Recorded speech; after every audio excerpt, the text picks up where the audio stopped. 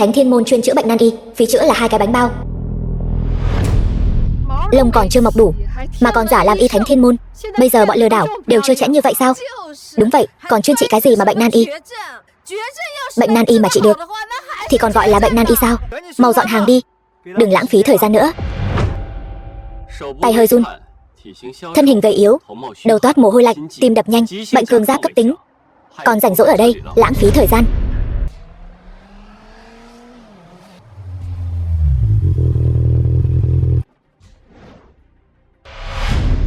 Đi đi, ở đây không được phép bày hàng rong. Đừng động thủ, người này ta đưa đi. Ta muốn mời anh chữa bệnh cho một người. Tiền khám 2 cái bánh bao. 2 cái bánh bao, anh coi thường ta sao? Trong thẻ này có 1 triệu, đủ cho anh ăn bánh bao cả đời. Việc thành sẽ có hậu tạ. Từ Diệu Dương, hội trưởng Tam Hoa hội. Giang thần y, chỉ cần ông cứu sống được gia chủ nhà ta, dù ông có yêu cầu gì. Lý Anna, mẹ kế Lăng Vân, Tam Hoa hội bọn ta đều có thể đáp ứng. Nực cười. Tam Hoa hội khi nào đến lượt bà làm chủ ở đây? Đại tiểu thư đã về. Người ta đây là thật lòng quan tâm bệnh tình của lão gia mà. Đừng giả vờ nữa, ta còn không rõ ý bà sao? Giang thần y, bệnh tình của ba ta thế nào rồi? Đại tiểu thư, lão phu đã dốc hết sức rồi. Từ hội trưởng e rằng không qua khỏi đêm nay. Giang thần y, ai nói ông ấy không qua khỏi đêm nay? Mặt sưng phù, mí mắt giật, là bệnh về não. Thằng nhãi nhà ngươi dám nghi ngờ chẩn đoán của ta. Đúng rồi, ngươi chính là Tiểu Giang phải không? Xem ra mấy năm nay y thuật không tiến bộ gì cả. Thằng nhãi này ngay cả bệnh này cũng không chữa được, còn muốn chữa cho Lam gia chủ Lam Ngọc Khôn. Vậy thì càng không thể nào. Thằng danh con, miệng còn hôi sữa ở đâu ra? Ngươi có biết vị này là ai không? Đây là Giang thần y nổi danh thiên hạ. Sư phụ là đời truyền nhân thứ 70 của y Thánh Thiên Môn, Ích Dương sư tổ Khương Vũ Lãnh, là đệ tử tài giỏi của Khương sư tổ. Hành y 40 năm, hàng ngàn vạn bệnh nhân từ tay ông ấy sống lại từ cõi âm, xứng đáng là biển thước đời nay.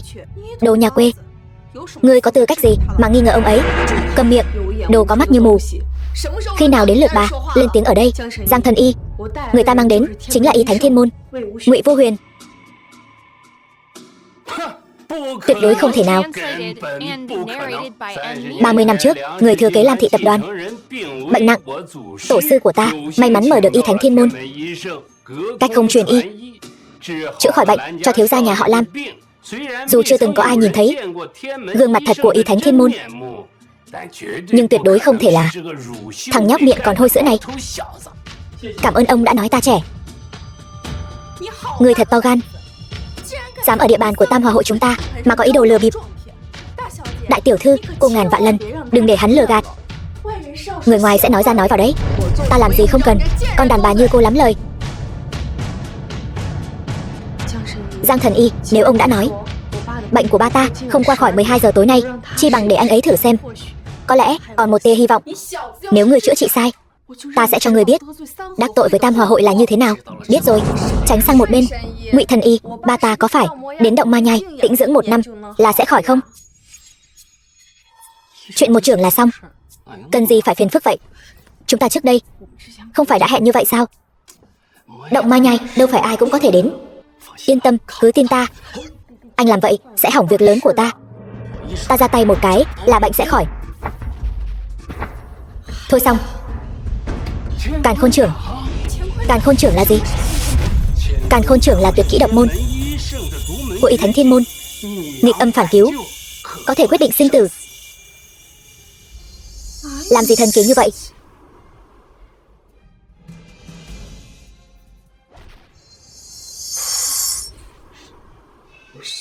Cái gì? Lão già vẫn chưa tỉnh sao? Ngụy Vô Huyền, ba.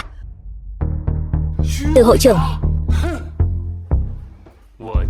ta đã nói ngươi còn non nớt, làm sao có thể biết thiên môn tuyệt kỹ? Thế này thì hay rồi, dám lừa bịp đến tận Tam Hòa hội, sát hại Từ hội trưởng. Ngươi cứ đợi bị phế thành trăm mảnh đi.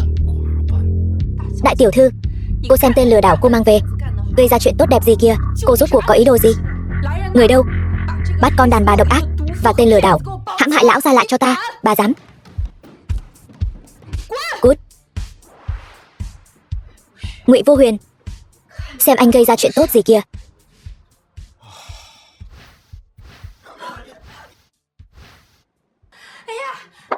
Lão gia, cuối cùng ông cũng tỉnh.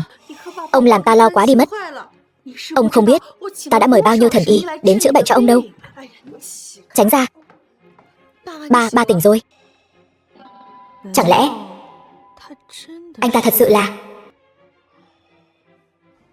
mạch ổn định? Kỳ tích. Chẳng lẽ người thật sự là Y Thánh Ngụy Vô Huyền? Ngụy tiên sinh, chúng ta đã nói sau khi việc thành sẽ có hậu tạ. Trong thẻ này là 10 triệu. Ngoài ra anh còn yêu cầu gì khác cứ việc nói. Thẻ thì không cần. Nếu cô thật sự muốn cảm ơn ta thì hãy giúp ta thu thập thêm vài nguyên liệu luyện chế pháp khí linh bảo đi. Vị bằng hữu này, từ hôm nay trở đi cậu chính là quý nhân của Từ Diệu Dương ta. Chuyện linh bảo cứ giao cho Tam Hòa hội chúng ta lo liệu.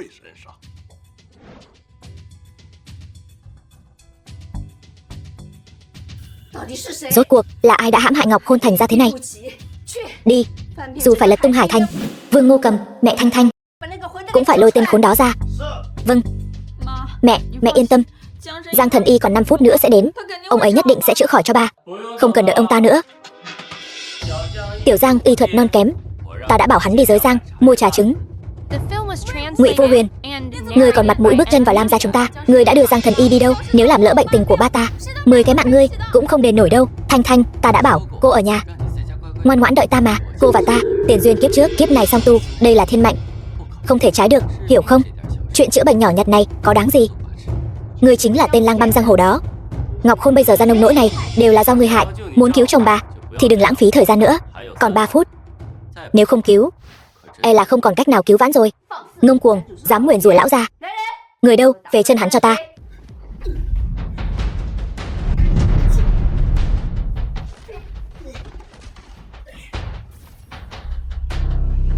Chỉ bằng các người. Đủ rồi, Ngụy Vô Huyền, quen biết ngươi là Lam gia chúng ta xui xẻo 8 đời, mời ngươi cút ra ngoài. Thanh Thanh, cô vẫn cứng đầu như vậy, luân hồi chuyển thế cũng không sửa được tính nết của cô. Thôi, xem như nể tình sau này chúng ta song tu. Cô vô tình, ta không thể vô nghĩa. Thời gian gấp rút, tránh ra.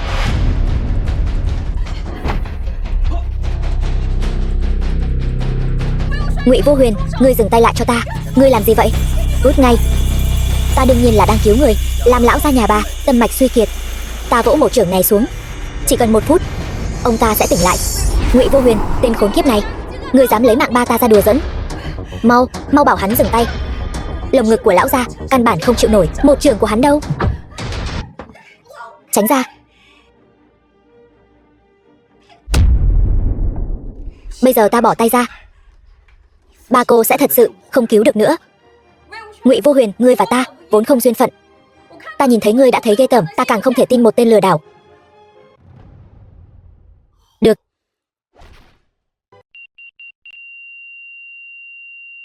Ba, lão gia. Ba, lão gia. Ngụy Vô Huyền, ngươi đã làm gì ba ta? Là ngươi bảo ta bỏ tay ra mà. Bây giờ hài lòng rồi chứ? Tên khốn kiếp nhà ngươi, trả ba ta lại. Làm tiểu thư, ta đã sớm nhắc nhở rồi. Ba cô bệnh cũng nguy kịch, là cô không coi lời ta ra gì. Ta dốc công cứu ông ấy, cô lại cắt đứt sinh mạng của ông ấy. Trách ai? Trách ngươi, là ngươi hãm hại lão gia. Ta muốn ngươi đền mạng cho lão gia. Giang thần y đến rồi. Giang thần y, mau cứu lão gia nhà chúng ta với.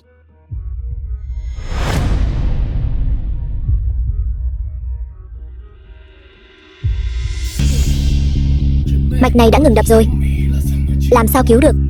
Người mất không thể sống lại. Phu nhân, xin hãy nén bi thương. Có ta ở đây, ai nói không thể cứu? Ngụy Vô Huyền, người rốt cuộc muốn thế nào? Y Thánh, vãn bối Giang Phong bái kiến Y Thánh. Đây là trà trứng ngài muốn. Cái gì? Giang thần y, ông gọi hắn là gì? Y Thánh Thiên Môn. Y Thánh. Ngụy Vô Huyền, Lam gia các người thật có phúc. 30 năm trước là Y Thánh giúp kéo dài mạng sống của lão gia. Hôm nay chỉ cần Y Thánh ra tay, lão gia sẽ được cứu. Ngươi Thật sự là Y Thánh Thiên Môn. Lam Thanh Thanh, bây giờ còn đuổi ta đi sao? Ngụy Vô Huyền, chỉ cần ngươi cứu được ba ta, ngươi muốn ta làm gì? Cũng được. Tuy cô ấy là cơ thể thuần âm, đối với việc tu luyện của ta rất có ích, nhưng ta, Ngụy Vô Huyền, nếu muốn tu luyện thành tiên, cũng đâu cần cưỡng ép một nữ nhân. Làm gì cũng được. Thật sao?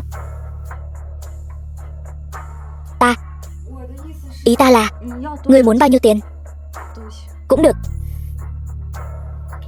Lam Thanh Thanh, cô và ta kiếp trước tuy có ràng buộc, nhưng trải qua mấy kiếp luân hồi, cô sớm đã không còn là Vô Lăng năm xưa. Vô Lăng của ta sẽ không vô tình như vậy. Từ nay về sau, ta sẽ không ép cô gả cho ta nữa.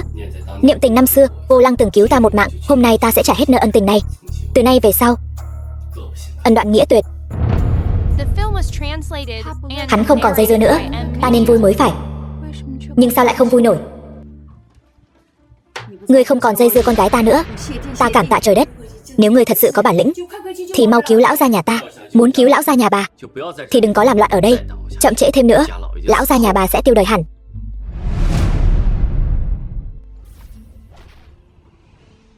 Ngọc Khôn, lão gia không ổn rồi. Ngươi còn muốn hành hạ ông ấy nữa sao? Ngươi là đang trả thù chúng ta trước đây đã bất kính với ngươi sao? Bà cũng biết trước đây bà đã bất kính với ta.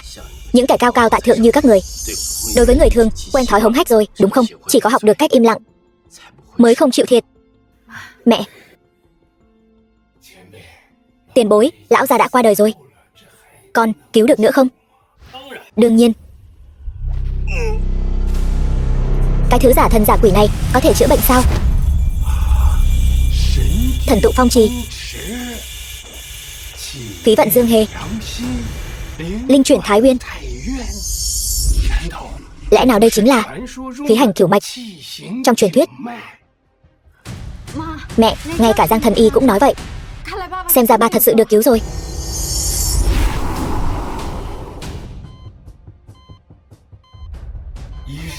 Y Thánh quả nhiên kinh thế hãi tục.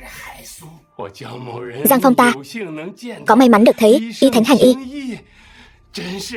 thật là vô cùng vinh hạnh. Được rồi, đừng có nịnh hót nữa. Có thời gian thì học hành thêm đi. Lão gia. Không có gì. Vậy ta đi trước. Ngụy đại sư, xin dừng bước. Y Thánh, xin dừng bước. Lão phu có mắt mà không thấy Thái Sơn, mong Y Thánh lượng thứ. Còn chuyện gì sao? Lão phu có việc muốn nhờ. Nói. Y Thánh chữa bệnh như thần. Hôm nay Giá Lâm nhà họ Lam chúng ta là phúc đức mấy đời nhà họ Lam chúng ta tu được. Lão phu bất tài, không biết lấy gì báo đáp. Chi bằng gả tiểu nữ Thanh Thanh cho Y Thánh, để báo đáp ân cứu mạng. Ba, lão gia, ông điên rồi. Mời người ta chữa bệnh thì trả thù lao là được rồi, sao còn phải bán con gái nữa chứ? Y Thánh gì chứ? Ta thấy là tên lang băm, tu luyện mấy ngàn năm. Ba, không được vô lễ với Y Thánh. Ta đã quyết rồi. Đúng là trở mặt còn nhanh hơn lật sách. Ngụy Vô Huyền ta chưa bao giờ làm chuyện ép người khác. Các người cũng không cần phải diễn kịch trước mặt ta. Vạn sự đều có nhân quả. Cáo từ. Đại sư. Ngu ngốc.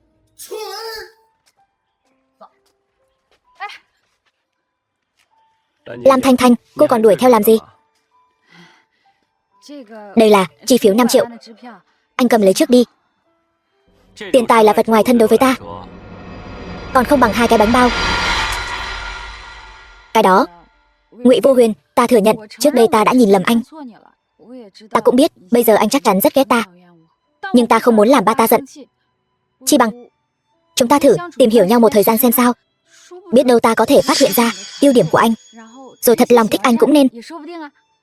Thôi đi, ưu điểm của ta cô không cần phải biết. Tương tự, ưu điểm trên người cô ta cũng chẳng có hứng thú gì. Cô đừng xem đây là ân huệ đối với ta. Anh nói vậy là không biết trời cao đất dày rồi. Biết bao nhiêu người đang chờ tiểu thư này ban ân huệ đấy. Anh còn chê nữa. Xin thứ cho ta không tiếp chuyện. Đợi đã. Cái đó, anh định đi đâu? Anh một mình từ trong núi ra, không quen biết ai, cả chỗ ở cũng không có. Những chuyện này không liên quan đến cô. Anh thật sự không hiểu ý ta sao? Ý ta là chúng ta có thể thử tìm hiểu nhau một thời gian. Nếu anh gặp được người mình thích, ta có thể rút lui bất cứ lúc nào. Nếu với điều kiện như vậy anh vẫn không đồng ý, vậy thì thôi.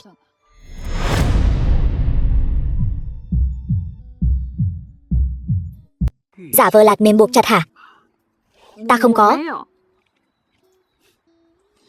Tâm tư của yêu quái ngàn năm trước mặt ta đều phải hiện nguyên hình, huống chi là cô nhóc như cô. Vậy anh nói thử xem, ý ta là gì? Tâm tư của phụ nữ mà, không gì khác ngoài muốn. Thôi, xem như chúng ta có một đoạn duyên tiền kiếp, vẫn là song tu độ kiếp quan trọng hơn.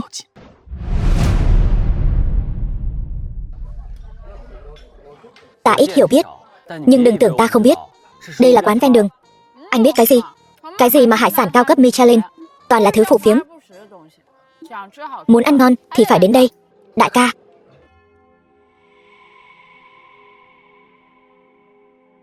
cô không còn tiền nữa sao? Bớt nói nhảm. Cạn ly. Người đẹp, uống một ly nào. Mấy người dám trước mặt ta trêu ghẹo người phụ nữ của ta? Mấy người coi ta là mù sao? Ngươi là cái thá gì? Lão đại của chúng ta bảo người phụ nữ của ngươi tiếp rượu là nể mặt ngươi rồi. Đừng không biết điều. Đừng manh động, chúng đông người, để ta lo. Nào, mọi người đừng nóng nảy, chỉ là uống rượu thôi mà. Ta uống. Này,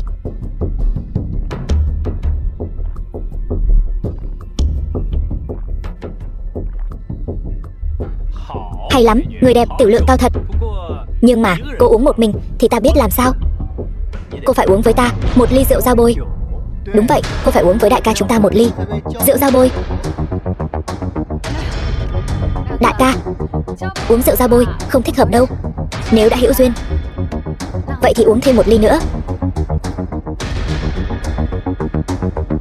Lam Thanh Thanh, sau này uống rượu, dù là cô uống một mình hay là uống với ta, đều không thể uống một cách uất ức như hôm nay. Nhất là bị mấy tên đầu heo ép uống. Thằng nhãi danh, cút sang một bên. Hôm nay ta nhất định phải uống rượu với người đẹp này. Nếu ngươi còn dám cản trở, hôm nay ta sẽ cho ngươi nằm ở con phố này.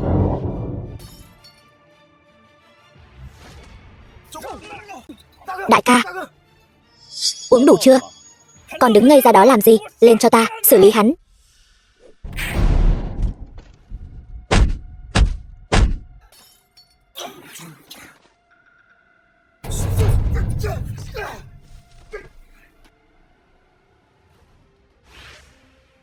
Đại ca, khu phố ăn vặt Hà Hoa có người gây rối.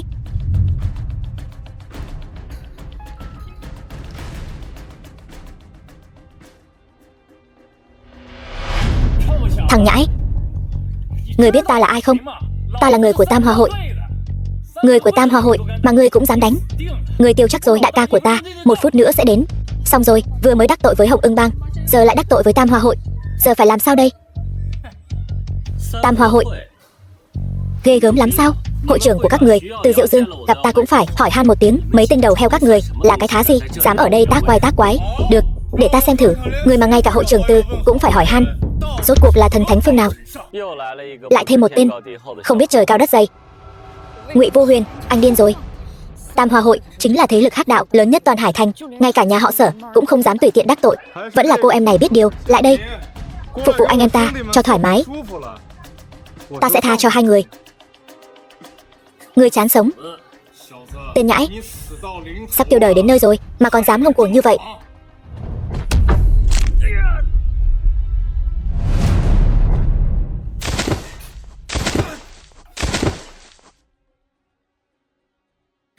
Được lắm, thằng nhãi. Hôm nay, ngươi tiêu đời rồi. Đại tiểu thư của chúng ta sắp đến rồi. Ngươi đừng hòng sống mà nhìn thấy mặt trời ngày mai.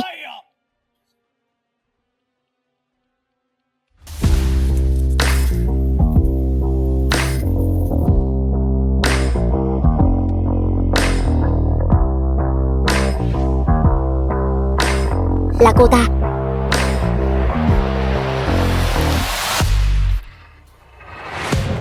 Đại tiểu thư, tên đó dám bất kính với Tam Hòa hội chúng ta. Tên to gan, đồ không biết nhìn người, dám bất kính với Ngụy tiên sinh. Ngụy tiên sinh, đây là một miếng ngọc dương chi mà Tam Hòa hội chúng ta thu thập được. Ba ta bảo ta giao cho anh.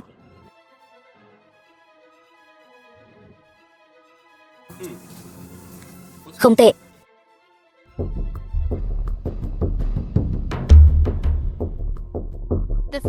Kẻ này dung túng thuộc hạ hành hung, còn dám bất kính với Ngụy tiên sinh. Lăng Vân nhất định sẽ thay Tam Hòa hội thanh lý môn hộ.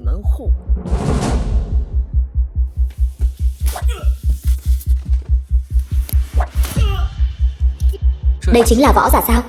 Tuy trong cơ thể cô ta cũng có khí, nhưng so với tu sĩ thật sự kém xa. Dù là ba của cô ta, chắc cũng không đỡ nổi một chiêu của ta.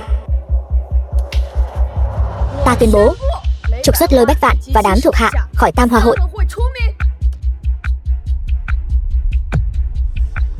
Đại tiểu thư, dù có mất mạng, ta cũng không thể rời khỏi Tam Hòa hội được. Cút ngay, nếu không sẽ mất mạng. Đi thôi.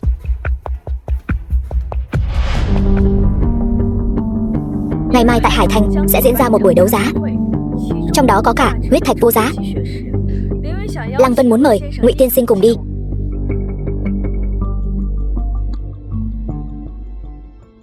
Được, đúng rồi, Ngụy tiên sinh, mặc dù anh là ân nhân của Tam Hòa hội chúng ta, nhưng sau này anh hành sự vẫn nên cẩn thận thì hơn.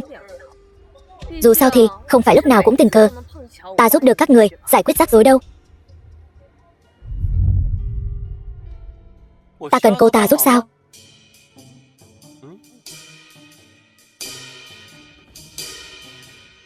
Còn nốc cạn từng ly một nữa chứ. 2 cốc bia mà say thành thế này. Ta không say, không cần anh dìu. Vậy cũng được.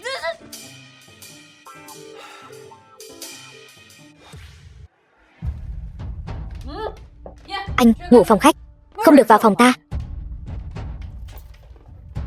Lam Thanh Thanh, cơ thể thuần âm của cô quá sung mãn, dẫn đến khí mạch toàn thân vận hành bất thường, sống không quá 24 tuổi. Chỉ có song tu với ta mới có thể phá giải mạnh cách của cô. Anh chỉ muốn ngủ với ta thôi, không đời nào. Sai rồi mà còn đề phòng ta, cần thiết vậy sao? Ta là loại người đó sao?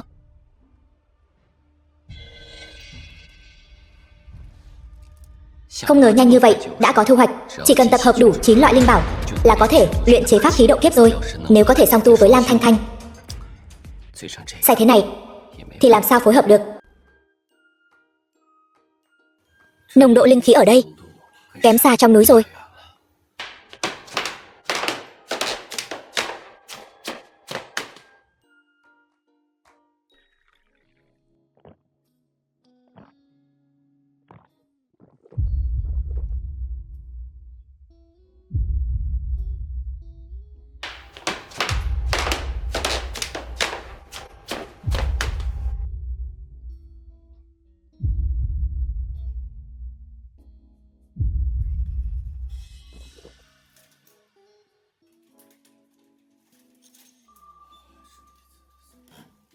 Sắc bất dị không, không bất dị sắc.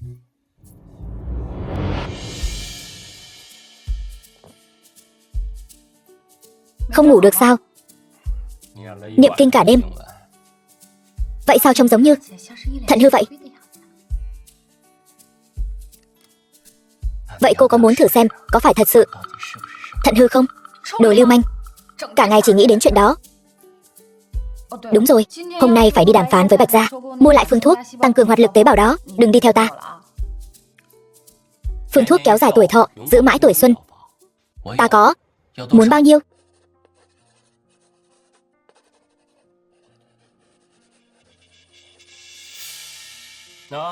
Đây là phương thuốc của nghịch linh đan. Ta vẫn luôn tự mình dùng, không nhận ra chứ gì. Ta đã 1256, lẻ 3 tháng tuổi rồi.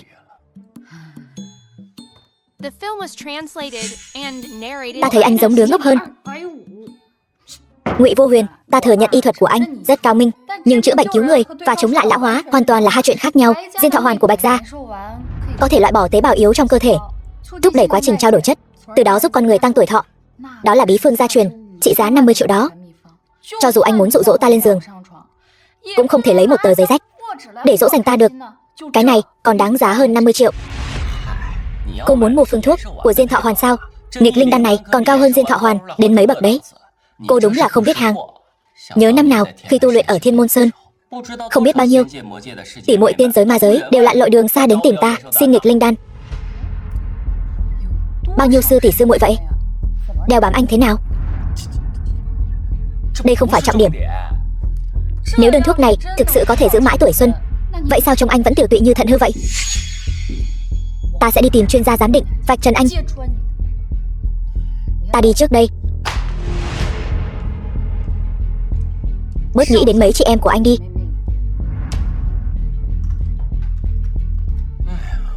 Lam Thanh Thanh ơi Lam Thanh Thanh, cô xem thường ta rồi. Trong phương thuốc ta đưa cho cô đã dung hợp thuật trẻ mãi không già của ma cô. Cô căn bản không biết giá trị của nó cao đến nhường nào. Công thức của nghịch linh đan này mà là thật thì tốt rồi. Bạch Trạch, gia chủ Bạch gia. Lam Thanh Thanh, cô đang nghĩ gì vậy? Bạch Linh, cháu gái Bạch Trạch. Ngụy Vô Huyền bịa chuyện, cô cũng tin sao? Bà rốt cuộc nghĩ gì vậy? Nhất quyết bắt ta gả cho hắn. Hồi xuân đường của tập đoàn Chí Lệ sử dụng 1 tuần đã có thể khiến người dùng mặt mày hồng hào, tinh thần phấn chấn. Từ khi sản phẩm của họ ra mắt, sản phẩm chống lão hóa của tập đoàn chúng ta doanh số sụt giảm nghiêm trọng. Thị trường chứng khoán cũng liên tục giảm sàn 3 ngày. Nên tập đoàn Thiên Khôn chúng ta đang rất cần một sản phẩm có thể nâng cao sức sống tế bào, tăng hiệu quả, khiến con người ngày càng trẻ ra, để xoay chuyển tình thế. Ta đã xem qua tất cả tài liệu. Diên Thọ Hoàn của Bạch gia chúng ta vượt trội hơn hồi xuân đường của tập đoàn Chí Lệ. Vẫn là hơn hẳn.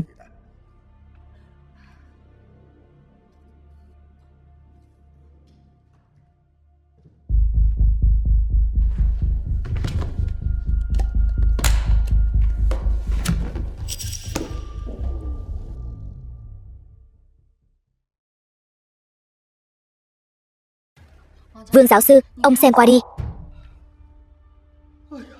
Lam tổng, đây đúng là Diên Thọ Hoàn do các đời hoàng đế sử dụng. Vương Minh Dương, có công hiệu kéo dài tuổi thọ rất mạnh. Đáng tiếc chữ viết của hai vị thuốc này lại mờ nhạt không rõ, là một phương thuốc không hoàn chỉnh. Tuy nhiên công hiệu vẫn vượt trội hơn sản phẩm của tập đoàn Chí Lệ. Tuyệt quá, Bạch lão tiên sinh. Tập đoàn Thiên Khôn chúng ta sẵn sàng mua Diên Thọ Hoàn bất cứ lúc nào. Lam tổng đúng là người thẳng thắn. Chúng ta bán với giá 200 triệu. Bạch lão tiên sinh, trước đó không phải đã nói là 50 triệu sao? Sao lại đột ngột tăng giá vậy? 50 triệu đó là giá trước đây. Hôm qua thiếu gia nhà họ Sở đã liên hệ với tất cả các dòng họ y học cổ truyền, cấm chúng ta bán bất kỳ bí phương nào cho Thiên Khôn. Chúng ta đang mạo hiểm đắc tội với nhà họ Sở để hợp tác với các vị. Đúng vậy, Lam tổng, 70% ngành dược phẩm ở Hải Thành đều do nhà họ Sở nắm giữ. Nhà họ Sở lên tiếng, ngoài Bạch gia chúng ta ra, e rằng không có gia tộc thứ hai nào dám hợp tác với tập đoàn Thiên Khôn các vị. Vì vậy, chúng ta đưa ra giá 200 triệu. Cũng là rất có tình có nghĩa rồi. Không thể nào, 200 triệu quá cao. Thiên Khôn căn bản không lấy ra được. Huống hồ, đây chỉ là một phương thuốc không đầy đủ. Nếu Diên Thọ Hoàn là hoàn chỉnh thì ta bán không phải là giá 200 triệu mà là 1 tỷ. Lam tổng, cứ chờ sản phẩm mới của Diên Thọ Hoàn ra mắt. Đến lúc đó, tập đoàn Thiên Khôn các người kiếm được không chỉ 200 triệu đâu. Phải, nếu Thiên Khôn cứ bị sản phẩm của Chí Lệ đè ép thì tổn thất không phải con số này đâu. Hôm nay chúng ta bán với giá 200 triệu, ngày mai sẽ không phải giá này nữa. Các người đây là ép giá sao? Lam tổng, nếu cô không mua nổi thì đừng mua nữa. Dù sao cũng không phải chỉ mình cô muốn mua. Ta tin Chí Lệ tập đoàn rất muốn có được Diên Thọ Hoàn của nhà chúng ta. Linh Nhi, chúng ta đi. Bạch lão tiên sinh, giá cả có thể thương lượng lại. Lam tổng, 200 triệu, một xu cũng không bớt. Nếu không thì cô hãy tìm nơi khác. Nghịch linh đan. Phương thuốc nghịch linh đan này.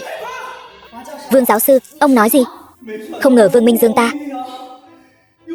có một ngày lại được thấy phương thuốc nghịch linh đan. Ta chầu trời cũng không tiếc. Cô có phương thuốc nghịch linh đan, còn mua diên thọ hoàn làm gì? Phương thuốc nghịch linh đan này rất quý giá sao? Tiên nhân Marco, dung nhan ngàn năm, như thiếu nữ, chính là nhờ phương thuốc tiên này đấy. Vốn tưởng rằng do thời gian đã lâu, phương thuốc nghịch linh đan đã thất truyền từ lâu, không ngờ vẫn còn lưu truyền trên đời. Vương giáo sư, phương thuốc nghịch linh đan giá trị bao nhiêu? Đúng là ngàn vàng dễ kiếm, một phương thuốc khó cầu. Đây mới đúng là bảo vật vô giá. Ta thấy anh giống đồ ngốc. Ngụy Vô Huyền, ta thừa nhận y thuật của anh rất giỏi, nhưng chữa bệnh cứu người và chống lão hóa hoàn toàn là hai chuyện khác nhau. Diên thọ hoàn này của Bạch gia có thể loại bỏ tế bào không còn sống trong cơ thể, thúc đẩy quá trình trao đổi chất, từ đó giúp con người tăng tuổi thọ. Đó là phương thuốc bí truyền, trị giá 50 triệu đấy. Cho dù anh muốn dỗ ta lên giường, cũng không thể lấy tờ giấy rách này để dỗ ta vui chứ. Cái này còn đáng giá hơn 50 triệu sao? Ngụy Vô Huyền, anh lại nữa rồi. Một thứ vô giá như vậy lại tùy tiện đưa cho ta. Vậy mà ta còn nghi ngờ anh ta. Anh ta rõ ràng đã chữa khỏi cho ba ta, tại sao ta lại không thể tin anh ta chứ? Lam tổng, cô thật sự coi chúng ta là kẻ ngốc sao? Để ép giá lại diễn một màn kịch như vậy. Còn nghịch linh đan nữa chứ? Đó là bảo vật gì cơ? Đó là thứ mà các người có thể tưởng tượng được sao? Đúng vậy, thật sự coi chúng ta là trẻ con 3 tuổi. Đạo cụ cũng không chuẩn bị cho tốt, tùy tiện lấy tờ giấy vệ sinh ra. Lừa ai vậy? Các người có thể sỉ nhục Vương Minh Dương ta, nhưng không thể sỉ nhục phương thuốc này. Vậy sao? Vậy ông dám đưa cho ta xem không?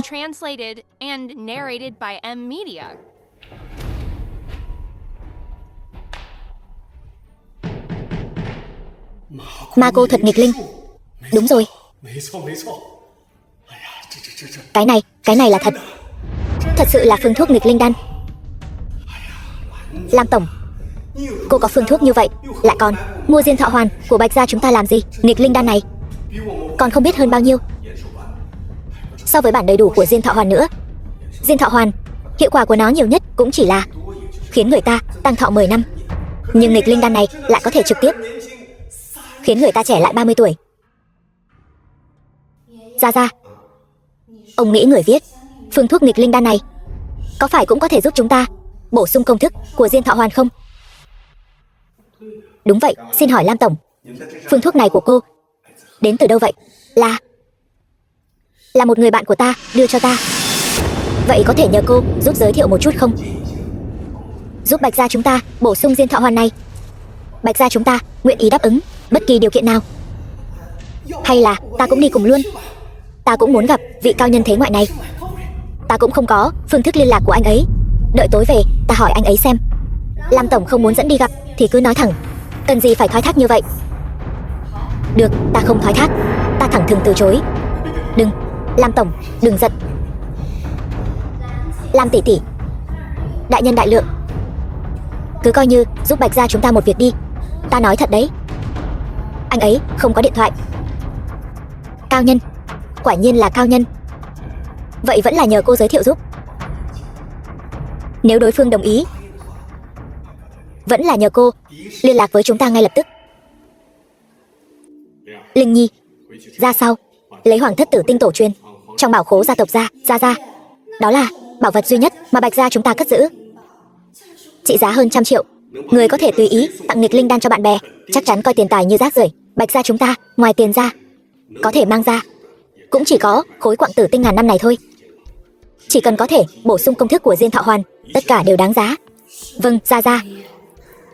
Cũng không biết vị chân nhân kia trông như thế nào. Không dùng điện thoại, nhất định là người lánh đời, tiên phong đạo cốt. Đồ ngốc, đi theo ta. Điện thoại ta sắp hết pin rồi, ta chưa chơi xong. Đây chẳng phải là thiếu đương gia Tam Hoa hội từ Lăng Vân sao? Không ngờ buổi đấu giá hôm nay cô ấy cũng đến. Người đàn ông bên cạnh là ai vậy? Thiếu bang chủ Hồng Ưng bang Hướng Phi Hổ cũng đến. Anh ta vẫn luôn theo đuổi Từ Lăng Vân, lần này có trò hay để xem rồi. Hướng Phi Hổ, thiếu bang chủ Hồng Ưng bang. Lăng Vân, cô đến cũng không nói sớm. Thích gì? Ta đã có bạn trai rồi. Từ Lăng Vân không thích anh ta thì nói thẳng ra đi. Sao lại lôi ta ra đỡ đạn thế này? Chuyện này mà để Thanh Thanh biết được thì ta không giải thích được đâu. Ý cô là thằng nhãi này sao? Anh họ, lần trước đánh ta chính là thằng nhãi này. Cái kính dâm ta tặng anh đâu rồi? Thằng nhãi này trước tiên là đánh em họ ta, rồi lại cướp người yêu của ta. Anh hoàn toàn không coi Hướng Phi Hổ ta ra gì. Hướng thiếu gia, anh nhầm rồi. Ta là người yêu của anh ấy, không phải của anh. Lăng Vân, cô đã từng nói đàn ông của cô nhất định phải đánh thắng được cô. Trông anh có vẻ rất lợi hại, ta muốn đấu với anh. Tên khốn, người cướp bạn gái của Sở đại thiếu gia còn chưa đủ, giờ lại dám động đến cả người yêu của anh họ ta. Nếu không muốn bị anh họ ta lấy mạng thì tránh xa từ tiểu thư ra. Người nên tránh xa cô ấy ra phải là Hướng thiếu gia mới đúng. Đừng tưởng biết chút võ công là hay ho. Anh họ ta là thiếu bang chủ của Hồng Ưng bang, tuổi còn trẻ đã là võ giả hậu thiên, là người đứng đầu thế hệ trẻ ở Hải Thành. Chút bản lĩnh của ngươi căn bản không đáng xem. Nếu không muốn tiêu đời thì cút ngay, cút càng xa càng tốt. Tên này là võ giả cảnh giới hậu thiên, tuy mạnh hơn Từ Lăng Vân một chút, nhưng đối với ta mà nói vẫn chỉ là gà mờ. Từ tiểu thư, thật ra người bên cạnh cô chính là một tên lăng nhăng. Ta đã thấy hết rồi. Hắn ta trước tiên là cưa đổ Lam Thanh Thanh tiểu thư, giờ lại ở đây ve vãn cô. Không ngờ tên nhà quê này cũng biết chơi đấy. Trước tiên là Lam tiểu thư, sau lại đến Từ tiểu thư. Hai đại mỹ nhân của Hải Thanh đều bị hắn ta một mình chiếm hết. Lăng Vân, đừng nổi giận. Thằng nhãi kia trông anh có vẻ khá túng thiếu. Anh cứ nói một con số ta sẽ đưa cho anh, rồi biến khuất mắt ta. Có lẽ trong mắt anh tất cả mọi thứ đều có thể giải quyết bằng tiền, nhưng trong mắt ta tình cảm là vô giá. Lăng Vân, ta nói đúng chứ? Anh nói đúng. Thằng nhãi kia, ta cho anh một cơ hội cuối cùng, rời khỏi Từ Lăng Vân. Nếu không, hậu quả anh chọc giận ta anh gánh không nổi đâu. Hậu quả anh chọc giận ta anh cũng không gánh nổi đâu. Buổi đấu giá sắp bắt đầu, mời quý vị nhanh chóng ổn định chỗ ngồi. Hướng thiếu gia, buổi đấu giá sắp bắt đầu rồi, đừng làm lỡ việc chính của chúng ta. Tên khốn, bản thiếu gia tạm tha cho ngươi một lần. Đợi đấu giá kết thúc thì anh cứ đợi đấy. Thằng nhãi kia, ngươi đắc tội với Hướng thiếu gia rồi thì cứ đợi mà tiêu đời đi. Người ta đã đi rồi, anh còn muốn lợi dụng ta đến bao giờ? Bạn trai nắm tay bạn gái mà.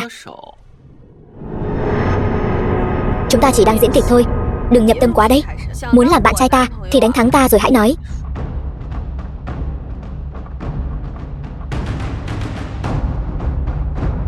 Vừa rồi anh hơi nóng vội. Hướng Phi Hổ là người đứng đầu thế hệ trẻ ở Hải Thành, người duy nhất có thể thắng được ta. Hồng Ưng bang bọn chúng lại càng ngang tài ngang sức với Tam Hòa hội chúng ta. Hơn nữa, chúng còn kết thông gia với nhà họ Sở, thực lực hùng hậu, vẫn luôn muốn thôn tính Tam Hòa hội của chúng ta để xưng bá Hải Thành. Vừa rồi ta đỡ đạn cho cô đó. Yên tâm đi, anh là ân nhân của Tam Hòa hội chúng ta, có ta ở đây chúng không dám làm gì anh đâu. Nhưng mà anh nhất định phải hành sự khiêm tốn. Dù sao thì không phải lúc nào ta cũng có thể bảo vệ anh được. Ta đường đường là y thánh thiên môn, cần cô bảo vệ sao? Miếng ngọc bội này lại có linh khí, nếu mà thiết lập phù chú bên trong thì có thể làm một món pháp khí nhỏ. Là ân nhân của Tam Hòa hội chúng ta, thấy thích cái gì cứ tùy ý trả giá, ta có thể mua giúp anh 3 món. Miếng ngọc bội này cũng được đấy. Đây là ngọc bội Long Văn, niên đại nhà Đường, chất ngọc tinh xảo, chế tác tinh mỹ, giá khởi điểm 3 triệu, mỗi lần tăng giá không được thấp hơn 100.000. 3 triệu 100.000, 3 triệu 200.000, 3 triệu 500.000, 4 triệu, 4 triệu 200.000, 4 triệu 500.000, 9 triệu, 10 triệu. Dám tranh giành nữ nhân với ta, xem ta đè dẹp ngươi, quá ngông cuồng. Một, sao lại kéo ta? 10 triệu đã vượt quá giá trị của miếng ngọc bội này rồi, đừng trả giá nữa. Còn ai trả giá cao hơn không? 10 triệu lần 1, 10 triệu lần 2, 10 triệu lần 3. Chốt. Chúc mừng Hướng thiếu gia đã có được miếng ngọc bội Long Văn thời đường này. 6 triệu, 20 triệu, 4 triệu, 9 triệu, 25 triệu, 4 triệu 500.000, 5 triệu, 10 triệu, 60 triệu. Chúc mừng Hướng thiếu gia, với giá 65 triệu đã có được bức tranh thu phong từ thiện của Đường Bá Hổ.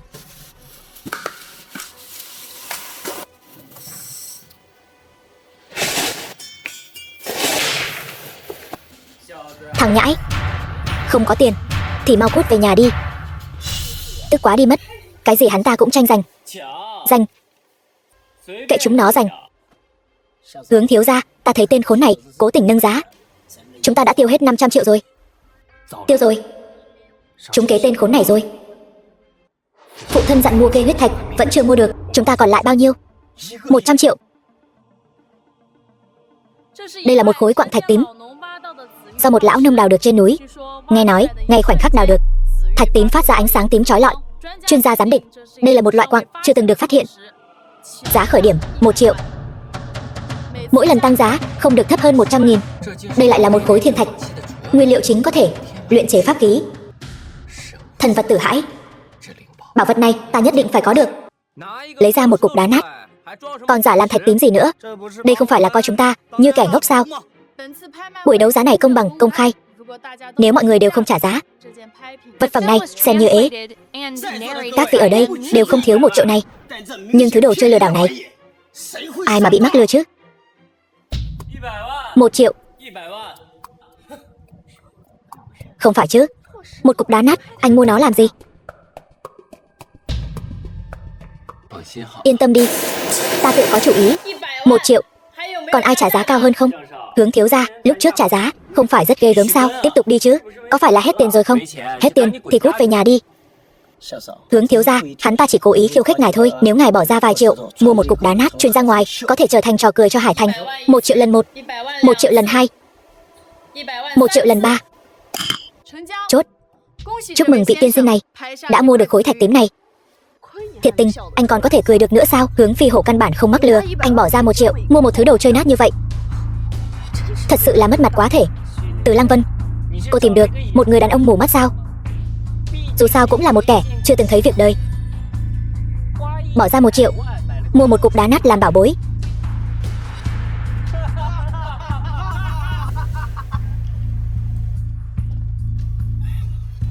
Ban đầu định tự mình âm thầm phát tài, thấy các người cười vui vẻ như vậy, ta sẽ cho các người thấy giá trị thật của bảo vật này. Đây quả thật không phải thạch tím gì cả. Đây là một khối thiên thạch, có thể giúp người luyện võ tăng công lực 20 năm. Đây không phải là cục đá nát gì cả. Hướng thiếu gia, đừng lấy sự ngu dốt của anh làm vốn liếng để tỏ vẻ. Cái gì, tăng 20 năm sao? Vị tiên sinh này, ta nguyện ý trả giá 100 triệu để mua khối thiên thạch của anh. Anh còn mặt mũi nói 100 triệu sao? Vị tiên sinh này, ta nguyện ý trả 1 tỷ, 1 tỷ rưỡi, 2 tỷ. Khối thiên thạch này ta có việc quan trọng cần dùng, không bán. Thiên tài địa bảo, người có đức mới được sở hữu. Anh có mạnh để mua, nhưng không có mạnh để dùng. Chư vị, đây là vật phẩm cuối cùng của buổi đấu giá hôm nay. Một khối cây huyết thạch, giá khởi điểm 50 triệu. Mỗi lần tăng giá không được thấp hơn 100.000. Bắt đầu đấu giá 60 triệu, 65 triệu, 70 triệu, 80 triệu, 81 triệu, 82 triệu. Ngụy tiên sinh, ta có thể bỏ ra 200 triệu đến để ủng hộ anh lấy viên cây huyết thạch này. Ta trả giá 90 triệu. Khối cây huyết thạch này Hồng Ưng bang chúng ta đã chấm rồi. Mong các vị nể mặt một chút. Hướng thiếu gia, điều này trái với quy tắc. Lời ta nói chính là quy tắc. Thứ ta nhìn chúng, ta xem ai dám giành. 90 triệu 100.000. Ngươi, đây là hội đấu giá, kẻ trả giá cao hơn sẽ được. Không vấn đề gì chứ, Hướng thiếu gia? Không vấn đề. 100 triệu, 100 triệu 100.000. Ngươi chán sống. Hướng thiếu hết tiền rồi sao? Nếu ngươi không trả thêm được, khối cây huyết thạch này sẽ là của ta. Lưu gia chúng ta nguyện ý hỗ trợ Hướng thiếu gia 50 triệu. Quỳnh gia chúng ta cũng nguyện ý cho Hướng thiếu gia mượn 50 triệu. 110 triệu, 110 triệu 100.000, 120 triệu, 120 triệu 100.000. Ngươi, Hướng thiếu gia, 120 triệu đã vượt quá giá trị khối huyết thạch cây này rồi. Hơn nữa, tên khốn này mỗi lần chỉ trả thêm 100.000. Ta thấy hắn ta đang cố tình chọc tức chúng ta. Ta biết khối cây huyết thạch này rất quan trọng với ba ta. Chúng ta phải có được nó.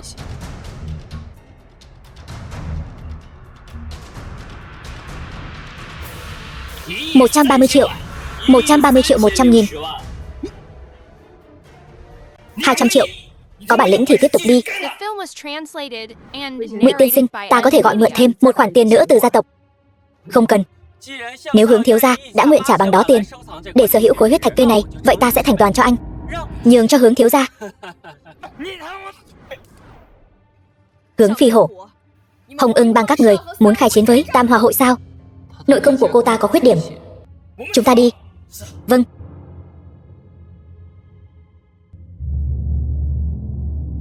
Ngụy tiên sinh, Hồng Ưng bang hành sự tàn nhẫn. Hướng Phi Hổ không phải người mà anh có thể dễ dàng đắc tội. Hôm nay có ta ở đây, sau này anh nên hành sự khiêm tốn một chút thì hơn. Ta đã rất khiêm tốn rồi.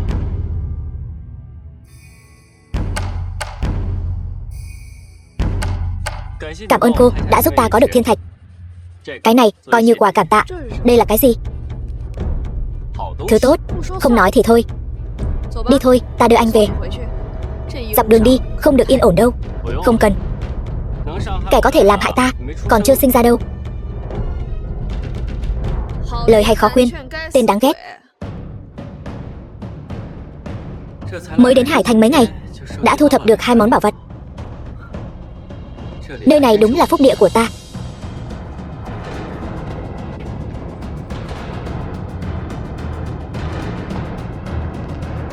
Thật sự đến rồi. Đêm đèn gió lớn dễ lấy mạng người.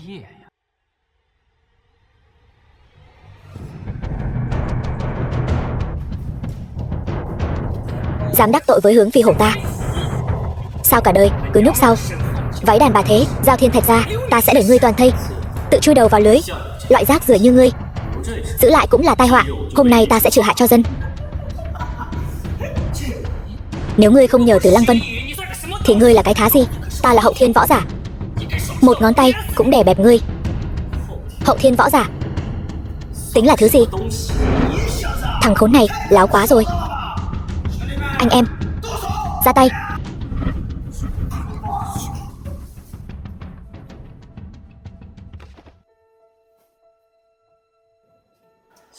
Kiếp sau nhớ làm người tốt.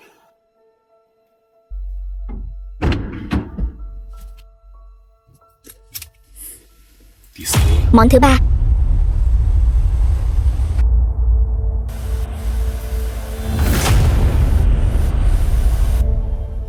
Hải Thành sắp đổi thay rồi. Con nói cái gì? Hồng Ưng bang thiệt hại một đội người. Đúng, hơn nữa bọn họ bị tiêu diệt trong nháy mắt, chẳng có một chút dấu vết phản kháng nào. Tiêu diệt gọn trong nháy mắt, nhiều người như vậy, ngay cả ta cũng không có công lực như thế. Đây là uy lực cỡ nào vậy? Đúng rồi. Lăng Vân, sao con lại có mặt ở hiện trường? Hôm nay Ngụy tiên sinh đã mua được một khối bảo vật, con sợ Hướng Phi Hổ gây bất lợi cho hắn, nên con đã đi tìm hắn. Có phải là Ngụy tiên sinh không? Sao có thể như vậy được? Hôm nay nếu không có con, anh ấy suýt nữa bị Hướng Phi Hổ đánh. Đúng rồi, đây là mấy chữ anh ấy bảo con đưa cho ba. Cũng không biết là thứ gì. Trông thật thần bí.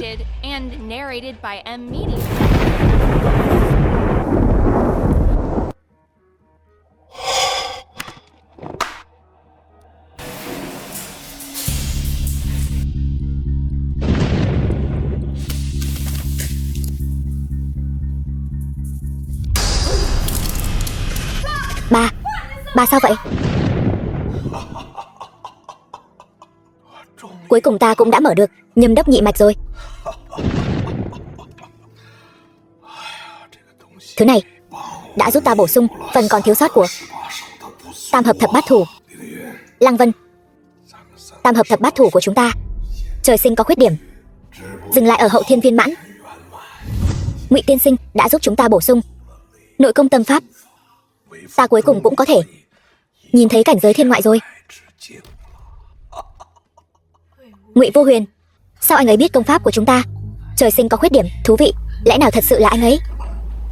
Ngụy tiên sinh, chất phác mà phi phàm. Con gái, trước đây con không phải đã nói chỉ cần cậu ta thắng được con sẽ nguyện ý gả cho cậu ta sao? Chúng ta còn chưa so tài mà. Ai biết được có được hay không? Ân cứu mạng của Ngụy tiên sinh vẫn chưa trả được, lại còn giúp chúng ta bổ sung tam hợp thập bát thủ. Đại ân đại đức của cậu ấy vẫn chưa báo đáp. Tam Hòa hội chúng ta chỉ có thể toàn lực ứng phó, giúp ân công tìm kiếm bảo vật.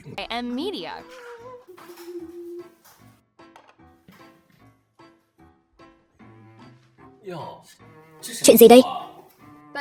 Bánh bao bản tiểu thư tự tay hấp cho anh đó. Cả ba ta còn chưa được hưởng đãi ngộ này đâu. Mặt trời mọc đằng tây rồi sao? Hay là cô bị thứ gì đó bẩn thỉu nhập vào rồi? Đây đâu phải phong cách của cô. Bớt nói nhảm. Anh ăn hay không? Không ăn ta lấy lại đấy. Ăn. Bánh bao vợ làm. Ta tất nhiên phải ăn rồi. Ai là vợ anh? Cái đó ta thừa nhận. Trước đây ta đúng là đã xem thường anh, nhưng muốn ta chấp nhận anh còn lâu mới có cửa. Thế nào? Ngon không? Ngon lắm. Lần sau đừng làm vậy nữa. Ngụy Vô Huyền, anh quá đáng lắm rồi.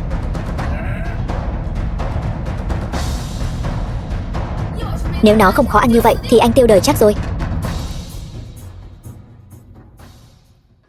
Chuyện bánh bao không được nói ra ngoài đấy nhé. Tay nghề nấu nướng ta sẽ từ từ học mà. Không cần đâu, ta thấy gọi đồ ăn bên ngoài khá tiện đấy chứ. Mà này, hôm nay sao không đi làm? Mua nhiều đồ thế này làm gì? Không phải đều là tặng cho anh sao? Anh đi ra ngoài với ta, không thể cứ mãi mặc bộ đồ thường phục này chứ. Quần áo này đều là vật ngoài thân, không cần quá để tâm. Anh biết bộ đồ ngoài thân này của anh tốn của ta bao nhiêu tiền không? Mà thôi, đừng nói nữa. Số tiền này cũng đáng giá đấy chứ. Phật muốn áo vàng, người muốn áo đẹp. Anh mặc bộ này trông đẹp trai lắm đấy. Ngụy Vô Huyền ta mặc gì cũng đẹp trai. Cô phải hiểu rõ là ta nâng cao giá trị của bộ quần áo, chứ không phải bộ quần áo này nâng cao thân giá của ta. Mới khen một chút mà đã hất mặt lên trời rồi. Cô đó, sau này nếu muốn khen chồng cô đẹp trai thì cứ nói thẳng, không cần lấy quần áo làm cái cớ. Ai cho anh làm chồng ta chứ? Toàn nói nhăng nói cuội, xem ta có đánh anh không. Ta nói cho cô biết đánh chồng là phạm pháp. Cô cẩn thận ngày mai lên top tìm kiếm đấy. Vòng cổ mới mua của ta, may mà không hỏng. Cái gì đây? Giúp ta đeo vào đi.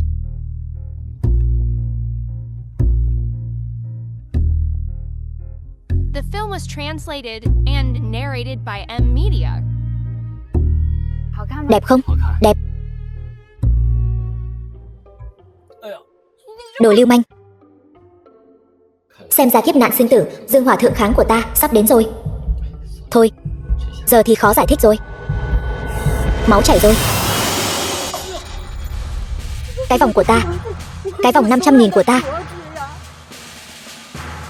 cái vòng của ta. Xin lỗi bác gái. Cái vòng 500.000 của ta. Bác gái, cái vòng của bác nhiều nhất cũng chỉ đáng giá 5 đồng. Đây là vòng ngọc lục bảo băng dương, tổ truyền nhà ta. Ta mới nhờ chuyên gia thẩm định xong. Cậu xem, 500.000. Ta khi tu luyện ở Thiên Môn Sơn đã thấy vô số kỳ chân dị thạch. Loại người này không lừa được ta đâu. Cậu không muốn đền còn vu khống. Ta là kẻ lừa đảo. Cái vòng này là tiền cứu mạng chữa bệnh cho chồng ta đó. Giờ cậu muốn ta làm sao đây? Đây là chuyện gì vậy? Hình như là vòng của bà cụ này bị người ta đụng vỡ rồi. Người đàn ông kia còn không chịu đền, lại còn nói người ta là kẻ lừa đảo. Bác gái, chồng bác bị bệnh gì vậy? Để ta chữa cho ông ấy. Thanh niên, cậu đừng có dẫn mặt lão bà này. Lão già nhà ta hiện đang nằm ở phòng cấp cứu chờ chữa bệnh đấy. Cậu biết chữa bệnh, vậy thì cần bệnh viện để làm gì? Cậu mau bồi thường vòng tay cho ta. Phải đó, không muốn bồi thường lại còn khoác lác. Lại dám nói đường là y thánh thiên môn, lại không biết chữa bệnh. Lão nhân gia, người cứ yên tâm, y thuật của hắn thiên hạ đệ nhất, nhất định sẽ cứu sống lão tiên sinh nhà người. Tốt lắm, thì ra hai người các người là một phe. Muốn quỵt nợ phải không? Ta chỉ cần cậu bồi thường vòng tay, không cần cậu chữa bệnh. Nhà bà căn bản không có bệnh nhân nào cả. Bà đang nói dối. Cậu không muốn bồi thường, lại còn vu oan giá họa ta. Lão già khổ mạnh của ta, đây là tiền cứu mạng của chồng ta, mà lại bị người ta đập vỡ rồi. Bà lão thật đáng thương. Nhìn hắn toàn đồ hiệu mà còn muốn quỵt nợ, thật keo kiệt. Vô Huyền, chúng ta vẫn nên mau bồi thường tiền đi. Người này chính là kẻ lừa đảo. Nếu không tại sao không dám dẫn ta đi gặp lão tiên sinh. Đây là bệnh viện bảo con. Đưa cho bà giấy báo bệnh tình nguy kịch. Lão già đáng thương của ta. Bà ơi, chúng ta mau đi lấy tiền cứu ông thôi. Nhưng mà vòng tay của bà bị tên vô lại này đụng vỡ rồi. Chúng ta bây giờ không có tiền cứu mạng ông con rồi. trả ông lại cho ta. Ông của ta. Hắn là người có tiền có thế. Chúng ta không thể chọc vào đâu. Gì? Ta bồi thường cho gì? Hai người này đang diễn trò, cô không nhìn ra sao? Người thật là nhẫn tâm. Nếu người ta có mệnh hệ gì, nhất định là trách nhiệm của hắn. Giàu mà bất nhân. Chuyện này chính là trách nhiệm của hắn. Người giàu vô cảm. Ngụy Vô Huyền, anh thật sự quá lạnh lùng, quá vô tình. Sao anh lại lạnh lùng, vô tình như vậy? Dì ơi, trong thẻ này có 500.000. Mật khẩu là 6 số cuối, mau cầm lấy. Cứu lão tiên sinh nhà gì. Cảm ơn cô. Cô nương, cô là người tốt bụng. Lão già nhà ta xem như được cứu rồi. Cảm ơn chị xinh đẹp. Cứu ông của em.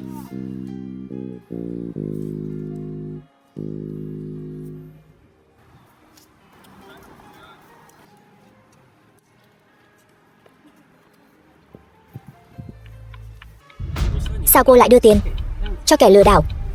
Họ đã đáng thương như vậy rồi, sao anh lại không có chút lòng thương nào vậy? Kẻ lừa đảo thì có gì đáng thương chứ? Sao anh cứ khăng khăng cho rằng họ là kẻ lừa đảo?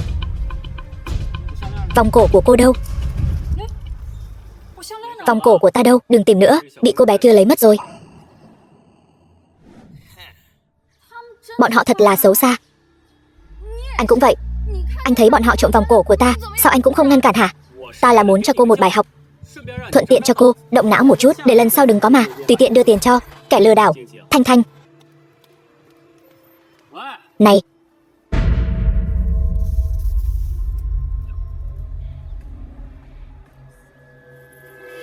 Dương hỏa thượng kháng.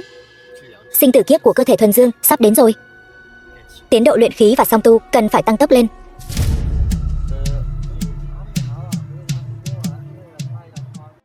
Thanh Thanh.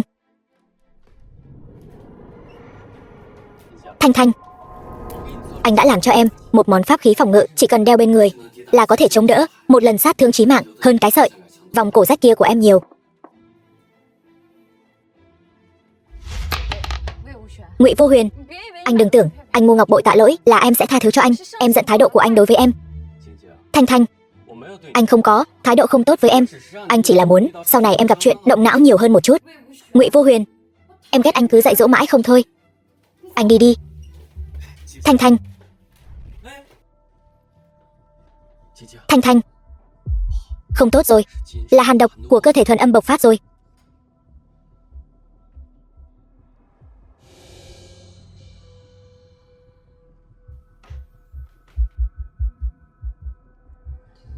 Thanh Thanh, em tỉnh rồi.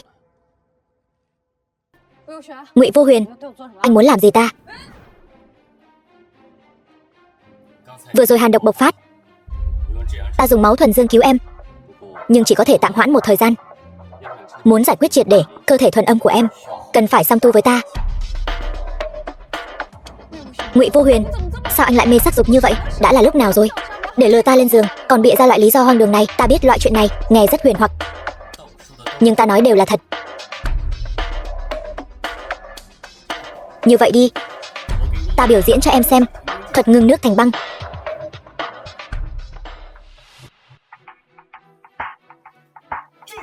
Đi. Dương khí quá thịnh, ngưng không thành băng rồi. Thôi được rồi, Ngụy Vô Huyền, anh coi ta là đồ ngốc mà đùa dẫn sao? Không có gì khác ngoài việc anh chỉ muốn chuyện trên giường thôi. Anh đi đi, ta không muốn nhìn thấy anh.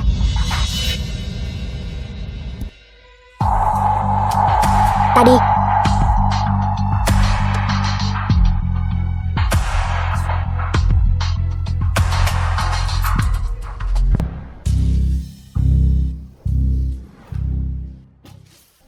Hội trưởng Tư, vì nóng lòng luyện công dẫn đến tẩu hỏa nhập ma, ta đã giúp ông ấy đả thông kinh mạch.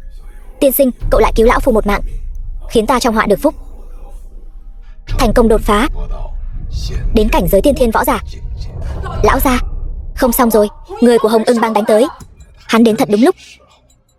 Đi, chúng ta đi xem lão bằng hữu này.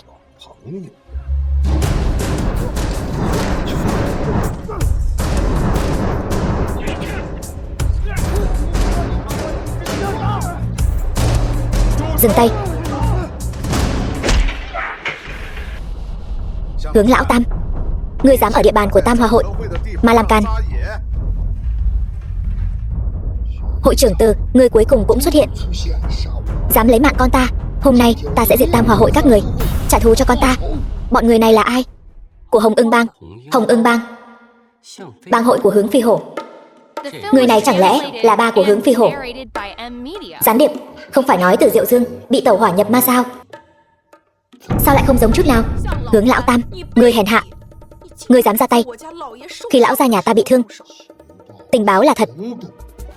Hội trưởng Từ, ta nghĩ ngươi cũng không muốn người của chúng ta thương vong quá nhiều, không bằng chúng ta đơn đấu một trận. Nếu ngươi thua thì giao địa bàn cho Hồng Ưng bang ta. Hướng lão Tam, vô sỉ, muốn dùng thủ đoạn này nuốt trọn Tam Hoa hội chúng ta. Ngươi nằm mơ đi. Hội trưởng Từ, ngươi sợ rồi phải không? Nếu ngươi sợ, quỳ xuống dập đầu 3 cái, giao kẻ lấy mạng con ta ra, ta sẽ tha cho ngươi.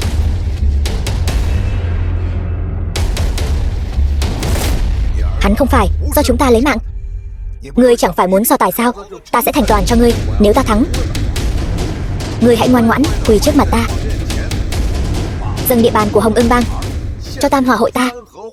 Lão gia, ông bị thương rồi, không thể cứng đối cứng với hắn. Yên tâm, ta có thể thắng. Mời. Vô sỉ, dám đánh lén, không có đạo đức. Tới đi.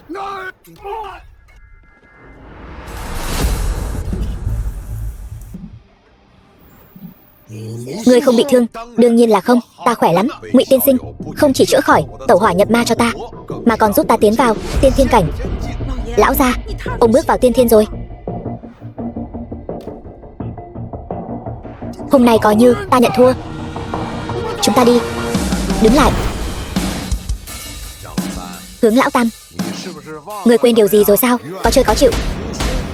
Bây giờ ngươi hãy quỳ trước mặt ta, dâng địa bàn của ngươi, dẫn người của ngươi cút khỏi Hải Thành, coi như ngươi độc ác.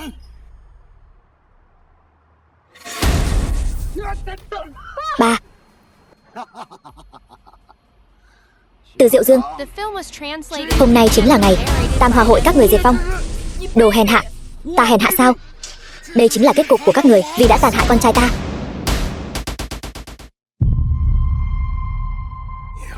Con trai ngươi là do Tam Hoa hội chúng ta lấy mạng, không liên quan đến Ngụy tiên sinh. Cậu mau đi đi, ai cũng đừng hòng đi. Bất kể là ai trong các người lấy mạng, hôm nay tất cả đều phải bỏ mạng ở đây. Người là do ta lấy mạng. Con trai ngươi vì một khối bảo vật chặn đường cướp đoạt, cưỡng đoạt tài sản, hắn mất mạng là đáng đời. Con trai ta muốn bảo vật, ngươi cứ đưa cho nó là được rồi. Dám lấy mạng con ta, ta diệt cả nhà hắn. Ngụy tiên sinh có công phu thật, một chiều đã hạ được Hướng Thiên Vũ. Ngụy tiên sinh, cậu là tiên thiên võ giả. Tiên thiên? Ta là bán bộ thiên sư. Thiên sư? Võ giả còn có cảnh giới này sao? Không phải võ giả, thiên sư là cảnh giới tối cao của tu sĩ. Thôi, nói các người cũng không hiểu. Ta đã giúp ông cầm máu rồi, về nhà bôi thuốc là được. Các người mau chóng thu phục Hồng Ưng bang đi. Tiên sinh, Tam Hoa hội có thể vượt qua cơn nguy khốn này là nhờ tiên sinh xoay chuyển tình thế. Toàn bộ thế lực ngầm Hải Thành nguyện tôn tiên sinh làm tôn chủ. Từ lão, ông làm gì vậy? Ta không có hứng thú với những thứ này. Nếu ông thật lòng muốn cảm tạ ta thì giúp ta thu thập thêm vài món bảo vật đi. Nếu đã như vậy, lão phu nguyện đem toàn bộ tài sản của Hồng Ưng bang đổi thành tiền mặt giao cho tiên sinh. Vậy thì đa tạ Từ lão, nếu không còn việc gì, ta đi trước. Tiên sinh xin dừng bước. Tiên sinh, thấy tiểu nữ nhà ta thế nào? Từ tiểu thư, vô tư hiên ngang, dung mạo như hoa, là nữ trung hào kiệt. Lão phu nguyện gả tiểu nữ cho tiên sinh. Cái này không thích hợp lắm. Anh có ý gì Ngụy Vô Huyền? Anh cho rằng ta không xứng với anh sao? Không phải, ta không có ý đó. Này, thật sự muốn đánh sao? Anh dựa vào đâu mà coi thường ta? Nếu anh thua thì xin lỗi ta đi. Ta không có coi thường cô. Cô lại đánh không lại ta. Nếu ta thua, ta sẽ thừa nhận anh có tư cách cưới ta. Cô cũng không thắng được đâu. Ít nói nhảm, xem chiêu. Cô không sao chứ? Ta thắng rồi.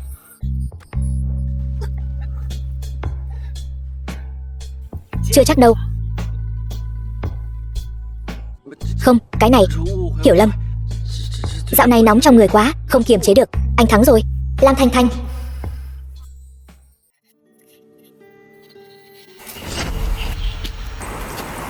Xin lỗi. Cảm ơn anh vì món quà. Em rất thích. Nhưng anh đừng làm chuyện ngốc nghếch nữa. Để mua nó, sao anh lại đi hiến máu chứ? Không phải Thanh Thanh, anh đi hiến máu, không phải vì cái này. Em biết, đàn ông các anh đều sĩ diện cả. Anh không thừa nhận cũng không sao. Em biết mình sai rồi, em không nên đuổi anh đi. Ngụy Vô Huyền. Dù anh luôn nói những lời kỳ quái, nhưng không sao. Em sẽ dần dần hiểu anh. Chúng ta thử hẹn hò đi. Được thôi. Nhưng mà Thanh Thanh, những gì anh nói đều là thật. Mang thể chất cực hạn. Vừa là thiên phú, vừa là lời nguyền. Thường không sống quá 24 tuổi. Vô Huyền, nếu anh muốn, không cần phải kiếm cớ như vậy. Tất cả của em, sớm muộn gì cũng là của anh. Nhưng bây giờ, em vẫn chưa chuẩn bị sẵn sàng. Anh cho em thêm chút thời gian. Nói thật thì chẳng ai tin cả. Nhưng không sao, sớm muộn gì em cũng hiểu. Em đi làm thì cứ đi làm. Gọi anh đến làm gì? Hôm nay người nhà họ Bạch sẽ đến tìm anh để bổ sung phương thuốc diên thọ hoàn. Chỉ có vậy thôi sao? Gọi điện thoại là được rồi mà. Cần gì phải để anh đến tận đây?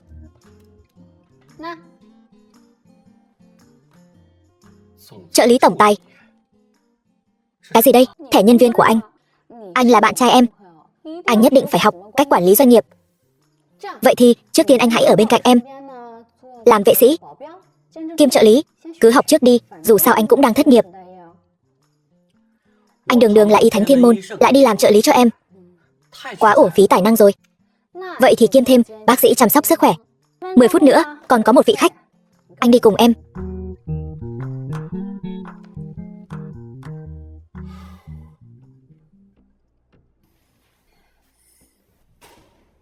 Khoản vay này ngân hàng ta không thể phê duyệt. Giám đốc Tiền, chuyện là thế này. Thiên Khôn của chúng ta hiện tại đã nghiên cứu ra sản phẩm mới. Sở nghiệm sơ bộ kết quả rất tốt. Chỉ cần đủ vốn, đưa vào sản xuất, nhất định sẽ leo lên đỉnh cao của ngành. Sở thiếu gia lên tiếng, bảo ta nhắm vào cô. Thật ra ta cũng không đánh giá cao các người. Tuy nhiên, giám đốc Tiền, ông cứ việc đưa ra yêu cầu. Chỉ cần ta làm được, ta nhất định sẽ đồng ý. Đương nhiên làm được. Cô là đệ nhất mỹ nữ của Hải Thành chúng ta. Ngay cả Sở thiếu gia đối với cô cũng hồn siêu phách lạc. Lam tổng, chỉ cần cô bằng lòng cùng ta vui vẻ một đêm, khoản vay 100 triệu không thành vấn đề.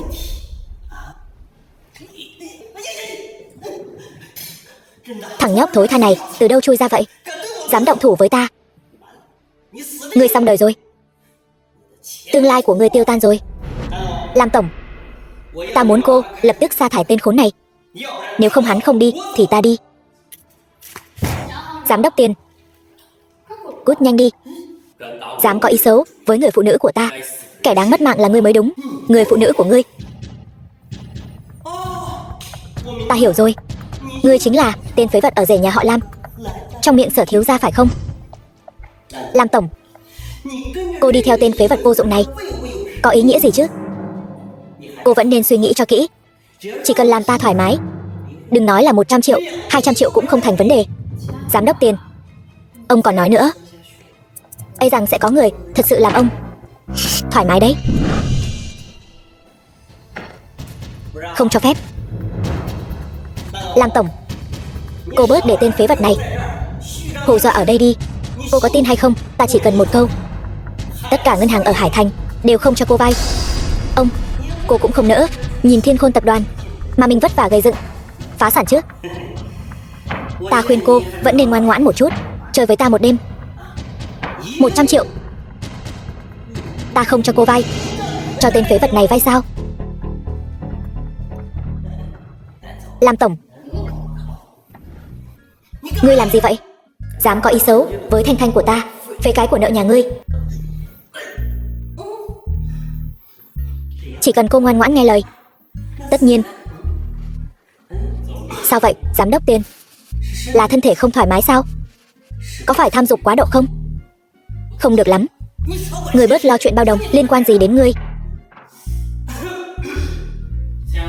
Giám đốc Tiền, ta còn một vấn đề. Ngươi nói 100 triệu này, nó nhiều lắm sao? 100 triệu nhiều lắm sao? Thật đúng là kẻ vô tri. 100 triệu trước mặt ta không nhiều. Đó là cả đời ngươi kiếm không được số tiền đó. Ai nói Ngụy tiên sinh kiếm không được 100 triệu? Bạch lão, sao ngài lại tới đây? Bạch lão, Lam tổng, ta tới tìm Ngụy tiên sinh. Không quấy rầy chứ? Mời. Ngụy tiên sinh, chỉ cần cậu có thể giúp Bạch gia chúng ta bổ sung phương thuốc diên thọ hoàn, chúng ta nguyện dâng lên 1 tỷ và một khối hoàng thất tử tinh tổ truyền. 1 tỷ hoàng thất tử tinh ngàn năm. Bạch lão phí tâm rồi, ta sẽ bổ sung phương thuốc diên thọ hoàn cho ngài ngay. Mời.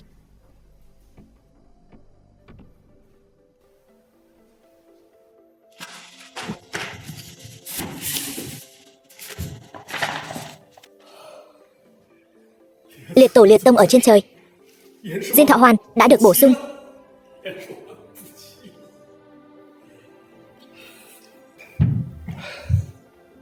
Ngụy tiên sinh, 1 tỷ này còn có hoàng thất tử tinh tổ truyền ngàn năm là của cậu. Dễ như trở bàn tay mà, đôi bên đều có lợi. Không ngờ Ngụy tiên sinh lại anh tuấn như vậy, đúng là tài năng xuất chúng. Dám hỏi Ngụy tiên sinh đã kết hôn chưa? Cháu gái ta đang độ tuổi xuân thì tài mạo song toàn. Này, đừng có được voi đòi tiên nhé. Ngụy Vô Huyền là cao nhân thế ngoại, sẽ không bị thế tục cám dỗ. Ngụy mỗ tuy chưa kết hôn, nhưng đã có ý trung nhân. Vậy sao lại là cô ta? Từ Lăng Vân. Cô ấy sao lại tới đây? Sao ta lại không biết? Lăng Vân, sao cô lại tới đây? Trong kho của Hồng Ưng Bang tìm được một khối thiên thanh mặc tinh thạch, hẳn là thứ anh cần. Ta liền mang tới cho anh. Thiên thanh mặc tinh thạch. Lăng Vân, cảm ơn cô. Còn nữa, cái này là tài sản thanh toán của Hồng Ưng Bang, tổng giá trị 30 tỷ. Cái gì? 30 tỷ? 31 tỷ. Giám đốc Tiền, 100 triệu nhiều lắm sao? Lại trời, sao lại để cho tên phế vật ngươi được nhiều mỹ nữ để ý, còn có nhiều tiền như vậy? Thật không công bằng. Đúng rồi, tất cả đều là giả.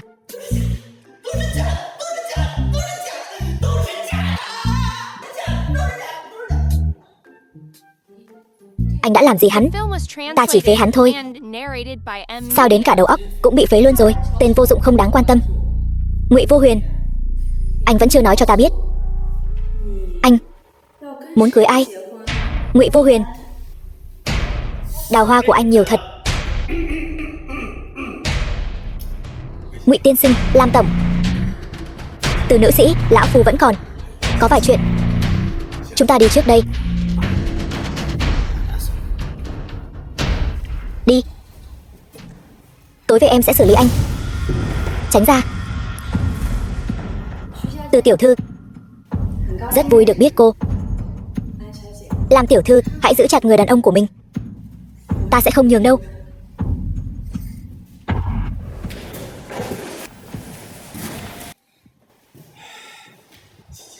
Thanh Thanh, em nghe anh giải thích. Thanh Thanh, em sao rồi? Em lạnh quá.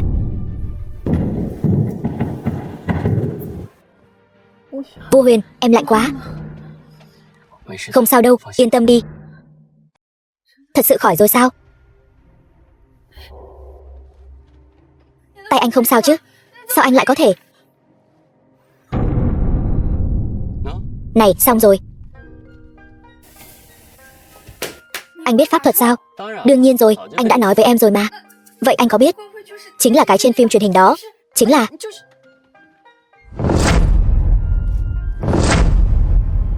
Là như vậy sao? Vô Huyền, anh là thần tiên sao? Vẫn chưa. Nếu có thể thuận lợi vượt qua sinh tử kiếp sắp tới, đột phá thiên sư cảnh, ta có thể trở thành người duy nhất trong 300 năm nay trở thành lục địa thần tiên. Sinh tử kiếp. Em là cơ thể thuần âm, anh là cơ thể thuần dương. Đây đều là những thể chất cực hạn giữa trời đất. Ngay cả thiên phú cũng là một lời nguyền. Khi em 24 tuổi, chúng ta sẽ gặp sinh tử kiếp. Nếu không vượt qua được, sẽ hồn phi phách tán. Thì ra trước đây anh thật sự không lừa em. Vậy trước đây anh nói chỉ cần chúng ta song tu sẽ an ổn vượt qua, là thật sao? Đương nhiên là thật. Chúng ta có thể thông qua song tu đạt đến âm dương cộng tế, vừa có thể tiêu trừ tai họa, vừa có thể chuyển nguy thành an. Còn có lợi ích nào khác không? Còn chứ, như là trường sinh bất lão, kéo dài tuổi thọ, bách bệnh bất xâm. Đây đều là cơ bản. Như ta, một tu sĩ, còn có thể cảm nhận âm dương đại đạo.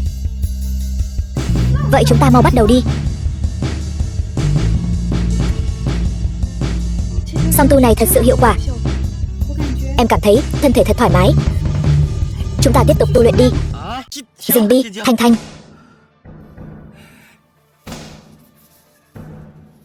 Thanh Thanh, tu luyện này nó cần phải tuần tự tiến tới, dục tốc bất đạt. Vậy được rồi, vậy tối nay lại tu luyện. Đúng rồi, sinh tử kiếp của chúng ta bây giờ có phải đã không sao rồi không? Của em cơ bản đã không sao rồi.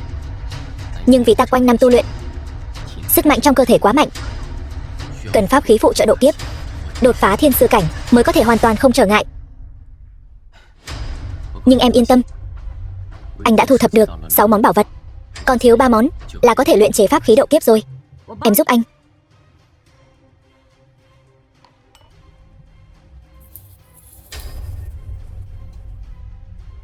Cái gì? Người của Hiệp hội Dược ngừng hợp tác với chúng ta rồi.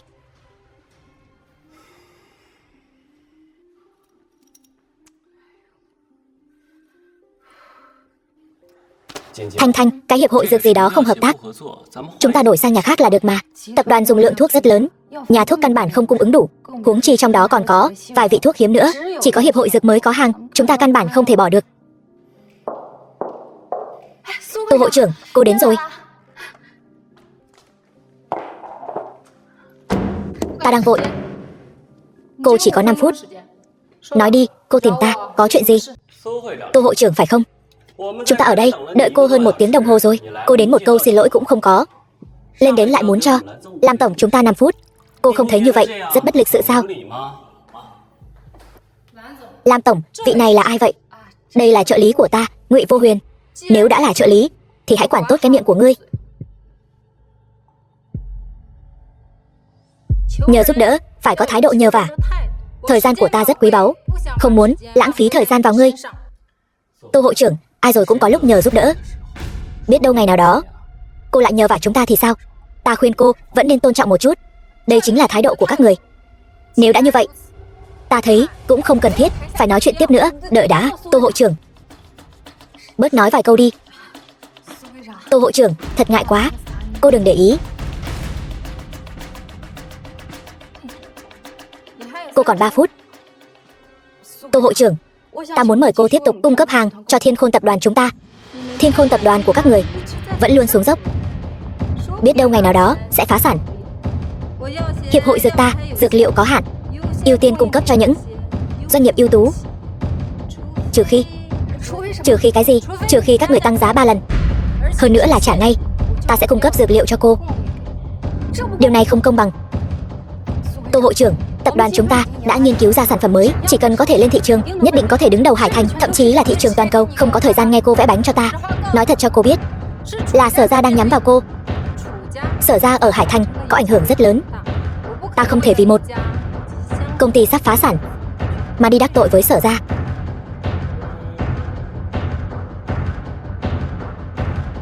Được, ta đến ngay. Tô hội trưởng, ta không hề vẽ bánh cho cô.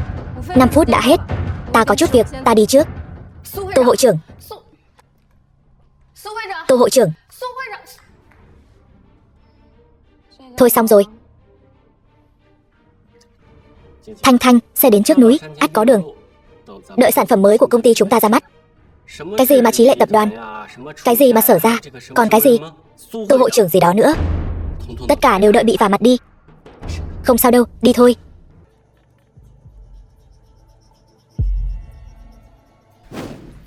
Vương Viễn.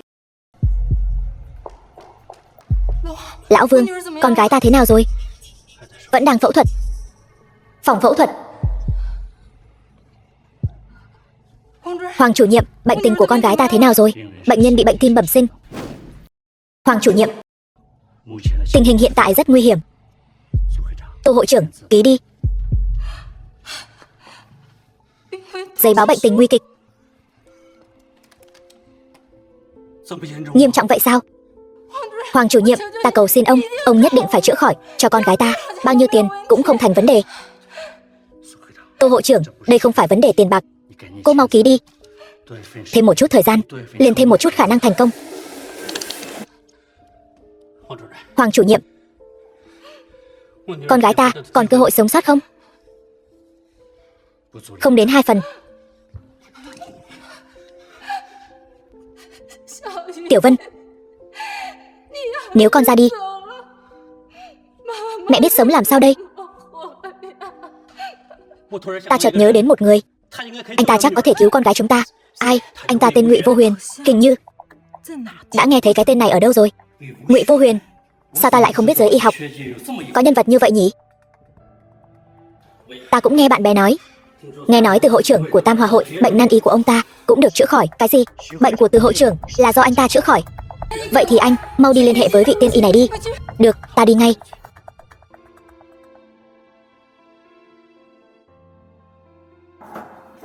Vô Huyền, điện thoại của anh. Ai vậy? Alo.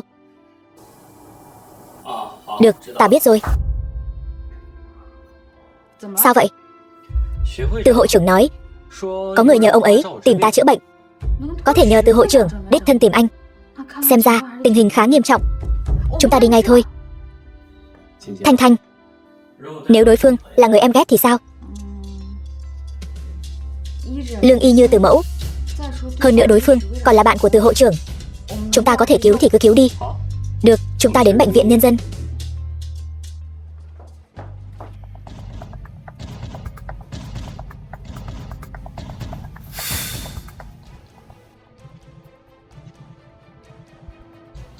The film was translated and narrated Đến rồi. by M Media.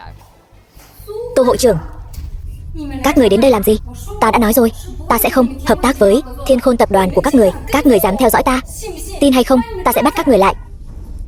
Tô hội trưởng, chúng ta không có thời gian để theo dõi cô. Các người không theo dõi ta. Vậy các người đến bệnh viện làm gì? Đương nhiên là có người cầu xin chúng ta đến. Ta nói đúng chứ? Cậu chính là Ngụy Thần Y. Ta tên Ngụy Vô Huyền. Nếu người nhờ từ hội trưởng tìm ta là anh thì... Vậy Ngụy Thần Y mà anh nói chắc hẳn là ta. Cậu là Ngụy Thần Y. Ngụy Thần Y, ta cầu xin cậu hãy cứu con gái ta. Lão Vương, có phải nhầm lẫn rồi không? Anh ta chỉ là trợ lý của Lam Thanh Thanh, sao có thể là thần y được? Đúng vậy, một thằng nhóc mà cũng dám xưng là thần y. Nhóc con, cậu tốt nghiệp trường y nào? Có chứng chỉ hành nghề y không? Những thứ các người nói ta đều không có. Hơn nữa, thần y cũng là do các người gọi. Hơn nữa, bây giờ là các người cầu xin ta. Ta còn chưa đồng ý. Xét thái độ này của các người, ta sẽ không cứu người này nữa. Đừng, Ngụy Thần Y, ta xin lỗi cậu. Cậu nhất định phải cứu con gái ta. Tô Lệ, còn ngây ra đó làm gì? Mau xin lỗi Ngụy Thần Y. Vương cục trưởng, thằng nhóc này chỉ là kẻ lừa đảo bịp bợm. Nó nói mình chưa từng học y, có khi còn chẳng biết hết dụng cụ y tế. Ta là thầy thuốc đông y, biết mấy thứ đó làm gì? Đông y có thể chữa bệnh sao? Đó chẳng phải là để bồi bổ sức khỏe thôi sao? Đúng vậy, những trường hợp nguy cấp nghiêm trọng như thế này, đông y căn bản không dùng được. Khi đông y chúng ta đang cứu người chữa bệnh, thì tổ tiên Tây y của các người còn chưa ra đời. Đừng có đem sự ngu dốt của mình ra khoe khoang. Hai người im miệng cho ta. Từ hội trưởng là người có thể lừa được ta sao? Em còn ngây ra đó làm gì? Xin lỗi Ngụy Thần Y đi. Hoàng chủ nhiệm, Tây y các người không chữa khỏi cho từ hội trưởng, nhưng đông y người ta chữa khỏi rồi. Anh có tư cách gì mà nghi ngờ đông y? Dù sao ta cũng thấy tên này không đáng tin. Nhất định phải mời thầy đông y. Ta thà mời Giang Thần Y. Giang Thần Y. Giang Thần Y là thần y số 1 Hải Thành, không phải loại trợ lý nhỏ nhoi của Thiên Khôn tập đoàn các người có thể sánh bằng.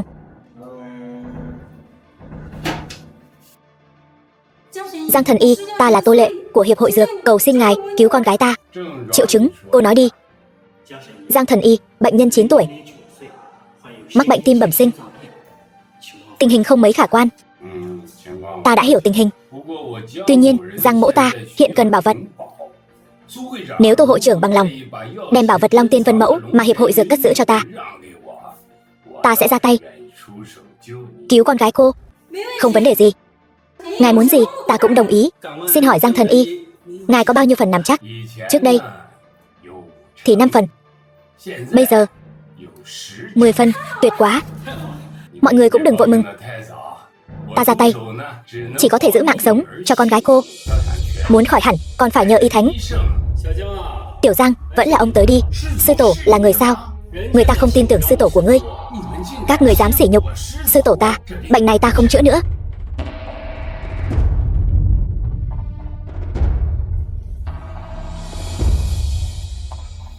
Ngụy thần y, ta cầu xin cậu, xin hãy cứu con gái ta. Ta bằng lòng dâng Long Tiên Vân Mẫu cộng thêm 100 triệu tiền mặt. Muốn ta giúp cũng được. Bảo Tô hội trưởng đích thân xin lỗi Thanh Thanh. Tô hội trưởng, thời gian của chúng ta rất quý báu, cô chỉ có 1 phút. Em còn đứng ngây ra đó làm gì? Từ khi em làm hội trưởng hiệp hội dược này, em ngày càng vô tâm vô lý. Em muốn nhìn con gái mình mất mạng sao? Làm tổng, ta vì sự ngạo mạn vô lễ của mình hôm nay xin lỗi cô. Ta nguyện ý giảm 30% giá thị trường để cung cấp hàng cho cô. Xin cô cứu con gái ta với. Vô Huyền, thôi bỏ đi. Mạng người hơn hết, anh vẫn nên cứu con gái của Tô hội trưởng đi. Được, thái độ tốt đấy. Ta sẽ nể mặt Thanh Thanh giúp các người. Cảm ơn. Hoàng chủ nhiệm, không ổn rồi. Tim bệnh nhân ngừng đập rồi.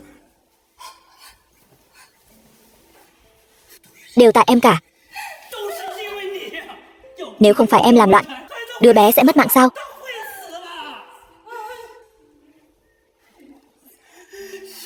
Tiểu Vân.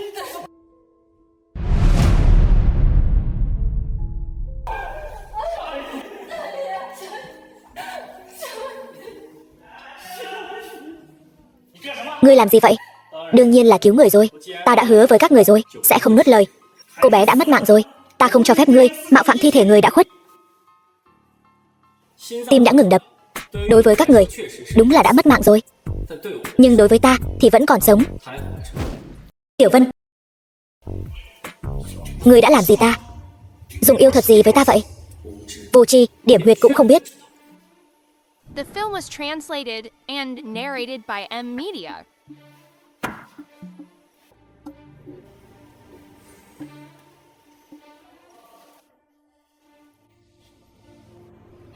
Người đã khuất, không? Bệnh nhân, tỉnh rồi.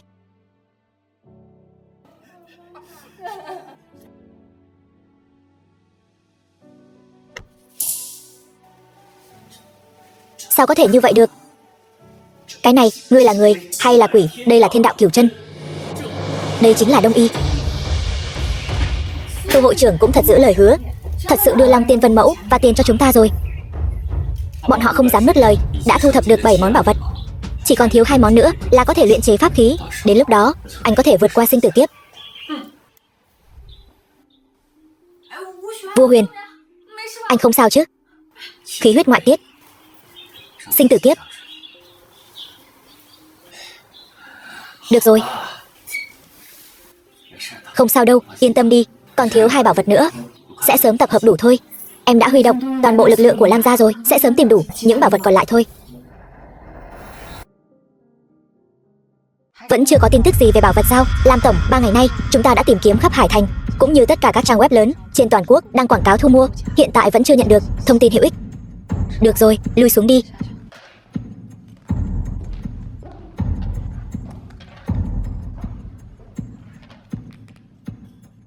Tam Hòa hội sao? Ta tìm từ Lăng Vân, từ tiểu thư. Tiểu thư đã xuất ngoại 2 ngày trước, vẫn chưa quay về. Được.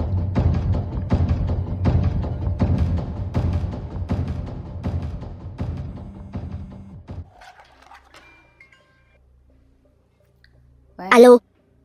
Muốn bảo vật, đến sở ra tìm ta. Nhớ kỹ, chỉ được một mình cô đến. Sở Lập Phàm, thánh nữ thạch của Bồng Lai Tiên Đảo, thiên tài địa bảo trong truyền thuyết. Ta đã tốn rất nhiều công sức mới có được nó. Ra giá đi, bao nhiêu tiền? Cô nghĩ Sở Lập Phàm ta thiếu tiền sao? Ngụy Vô Huyền, tên nhóc đó mạng cũng lớn thật. Ta 3 lần 7 lượt hãm hại hắn, hắn vẫn chưa mất mạng. Nhưng mà Thượng Đế trung quy vẫn đứng về phía ta. Khí huyết lan tràn, sinh tử kiếp sắp đến. Anh nghe lén ta. Chuyện này chẳng là gì cả. Vấn đề chính là cô có thể làm gì cho hắn. Chỉ cần cô bằng lòng gả cho ta, nó sẽ thuộc về cô, anh. Sinh tử của Ngụy Vô Huyền chỉ trong một ý niệm của cô. Ta cần phải suy nghĩ. Cô phải lập tức đưa ra lựa chọn, nếu không ta sẽ đập nát nó. Đừng. Ta đồng ý. Không ổn rồi, Thanh Thanh xảy ra chuyện rồi. Truy tung ngàn dặm. Thả ta ra.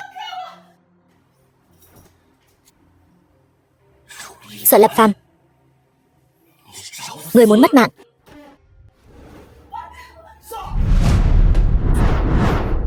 Thả cô ấy ra. Ngụy Vô Huyền, ngươi nhường Thanh Thanh cho ta.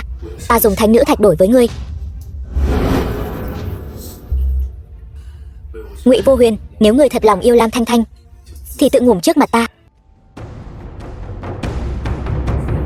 Sở Lập Phàm, người muốn mất mạng. Lam Thanh Thanh, cô thấy rồi chứ, hắn không yêu cô. Ngụy Vô Huyền, đây là do ngươi ép ta.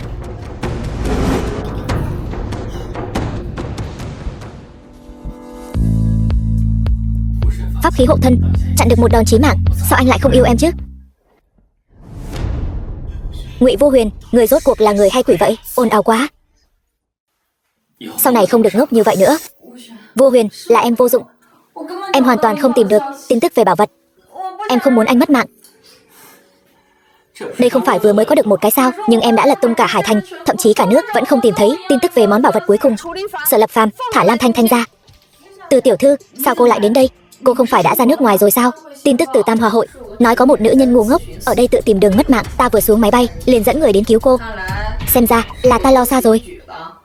Cảm ơn cô, Từ tiểu thư. Ngụy Cha Nam,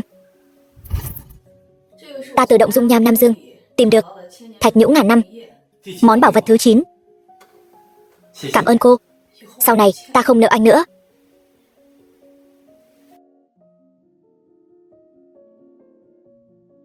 Chờ đã.